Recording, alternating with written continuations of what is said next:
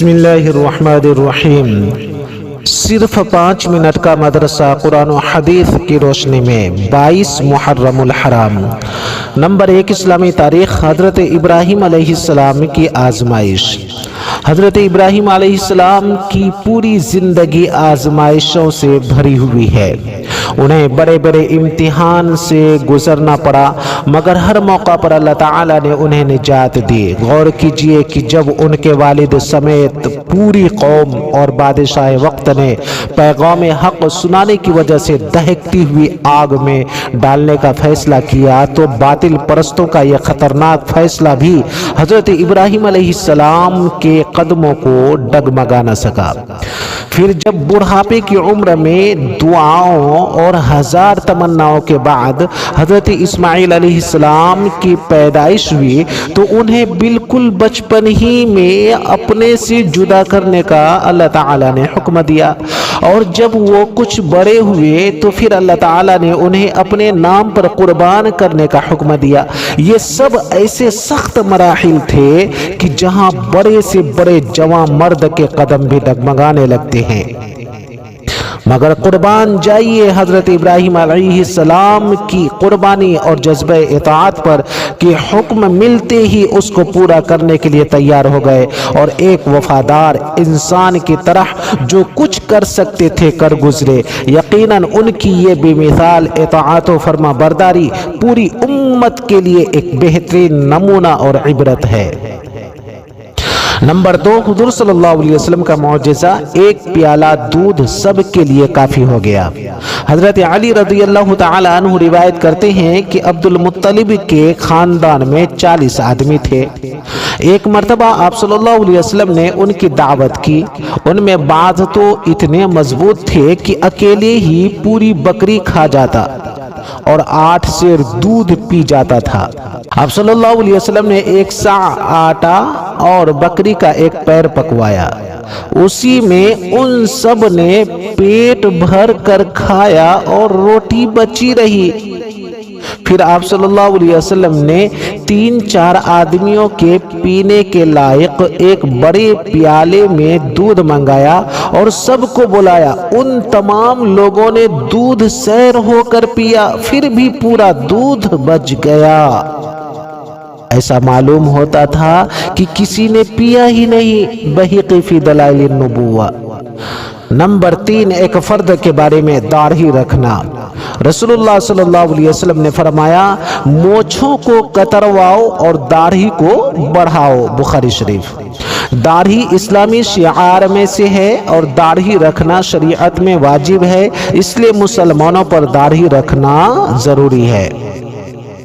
Number 4، ایک سنت کے بارے میں کپڑے اتارنے کی دعا۔ رسول اللہ صلی اللہ علیہ وسلم نے فرمایا، جنات کی آنکھوں اور انسان کے سطر کے درمیان پردہ یہ ہے کہ جب مسلمان کپڑا اتارنے کا ارادہ کرے تو یہ دعا پڑھے، بسم اللہ الذی لا الہ الا ہو، بسم اللہ الذی لا الہ الا ہو، اللہ کے نام سے لباس اتارتا ہوں جس کے سوا کوئی معبود نہیں۔ ایک دوسری حدیث میں ہے کہ جب کپڑے اتارے تو بسم اللہ پڑھے۔ عمل الیوم واللیل لابن سنی۔ نمبر 5، ایک اہم عمل کی فضیلت، اللہ کے واسطے محبت کرنا۔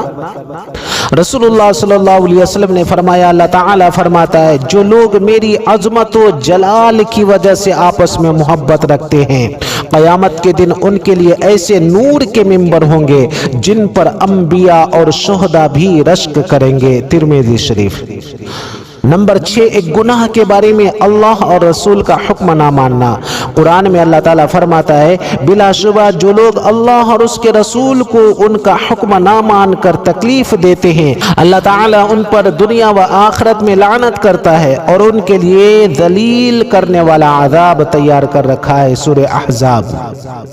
نمبر 7، دنیا کے بارے میں اللہ ہی روزی تقسیم کرتے ہیں۔ قرآن میں اللہ تعالیٰ فرماتا ہے، دنیاوی دنیاوی زندگی میں ان کی روزی ہم نے ہی تقسیم کر رکھی ہے اور ایک کو دوسرے پر مرتبہ کے اعتبار سے فضیلت دے رکھی ہے تاکہ ایک دوسرے سے کام لیتا رہے۔ سورہ زخرف۔